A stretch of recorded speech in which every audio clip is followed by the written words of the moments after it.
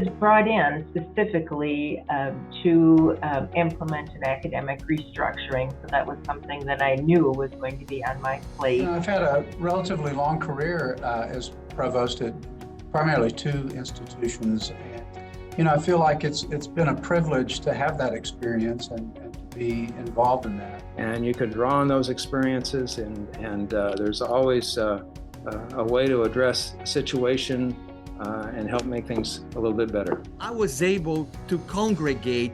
The faculty was in a way divided, and I was able to congregate everybody to see what is the common goal. I was able to work with faculty who are very, very student-centered at colleges where class sizes were intentionally small, so that we could spend a lot of time devoted to helping students become college students.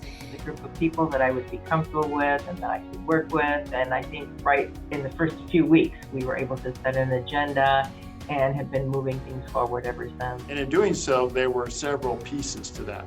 One of them was an organizational change. We had 11 departments. We downsized to 5 units. We reduced the faculty by about 37%. The president's vision and the vision of my academic deans. We started a lot of new projects, everything from micro-credentials to high flex learning, to expanding our use of open educational resources. And so through those processes, I was able to identify ways to not only understand the culture, to create the changes that I was hoping for, but also to create organizational changes and put the institution on the best footing going forward. Aligning all of the course numbers with the new structure, aligning all of the signage with the new structure.